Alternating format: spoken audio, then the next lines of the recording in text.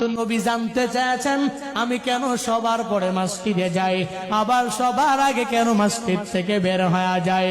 শুধু আমি উত্তর স্বরূপ আমার নবীকে আমি জানা দিয়েছি, ও পয়গম্বর আমার জামা মাত্র একটা, যেটা আমিও পরিধান করি, আমার স্ত্রীটাও পরিধান করে। আবু বকর হতবাক হয়ে যায়, ওমর হতবাক হয়ে যায়, ডাইকা ডাইকা বলে এটা কেমনে সম্ভব, তুমি আমাকে বলো, আমাদেরকে বলো একটা জামা দিয়া দুইজন কিভাবে পরিধান করো। আব্দুল্লাহ চোখের পানি ছেড়ে ছেড়ে ছেড়ে ছেড়ে আবু বকরকে জানা দেয়, বলে দেয়, এরে আবু বকর, আমি আমার ঘরের মধ্যে এমন একটা গর্ত তৈরি করেছি, যেই গর্তের মধ্যে আমিও অবস্থান করতে পারি, আমার স্ত্রীটাও অবস্থান করতে পারে। আমি যখন নামাজের জন্য যাই, আমার স্ত্রীটাকে উলঙ্গ করে করে